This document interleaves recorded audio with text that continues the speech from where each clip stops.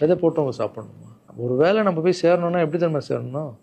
First உறுப்பினராக போய் சேரணும். உறுப்பினராக சேர்ந்து அந்த கட்சிக்காக 3 வருஷம் உழைக்கணும், 4 வருஷம் உழைக்கணும்.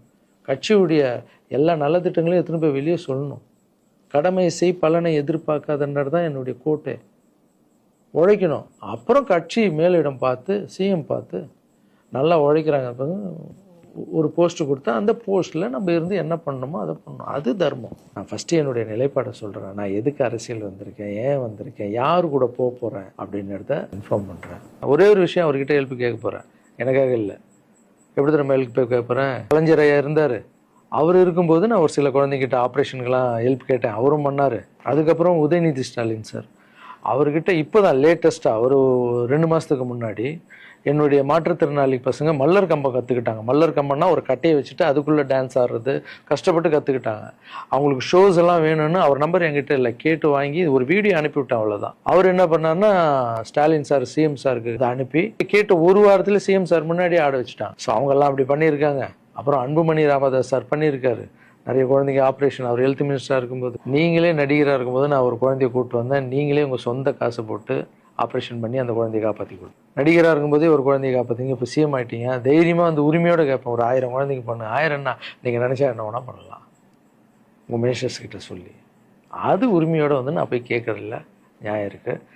அது சிஎம் பண்ணும்போது அதை வெளியே வந்து சிஎம் எனக்காக என் நண்பர் வந்து இத்தனை ஆப்ரேஷன் பண்ணார், இத்தனை குழந்தைங்க இந்த ஹெல்ப் பண்ணாருன்னு அப்போ பெருமையாக சொல்லிக்கலாம். நம்ம அதுக்குன்னு ஃபீல் பண்ணுறாதீங்க, அண்ணன் அரசியலுக்கு வரமாட்டார் போல்.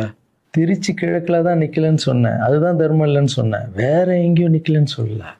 நிற்போம் பொறுமையாக, அடி மேலே அடி எடுத்து வச்சு, அவசரப்பட்டு என்ன இது சீக்கிரம் வாங்கலாம் அப்படின்னு சொல்கிறேன். என்ன காய்கறி கடையாக போய் வாங்குறதுக்கு?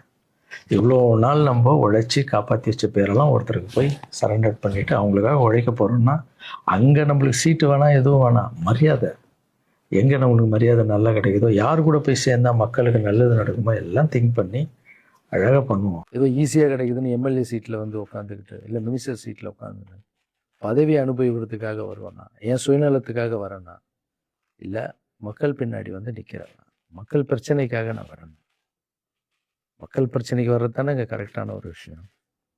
இப்போ ஏதோ ஆசைக்கு ஏதோ கூப்பிட்றாங்க, அப்போ நம்ம போயிட்டு பதவியை அனுபவிக்கலான்றது தப்பு இல்லைங்க. அதுதான் என்கிட்ட ஆல்ரெடி இருக்கேன், நான் சந்தோஷமாக தானே இருக்கேன், என்கிட்ட எல்லாமே இருக்கேன்.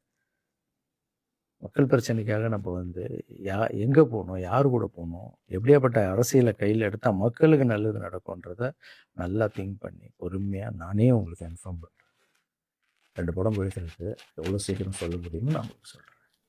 தேங்க்யூ. சர்வீஸ் இஸ் காட் மாற்றம், சேவையே கடும். பாய்.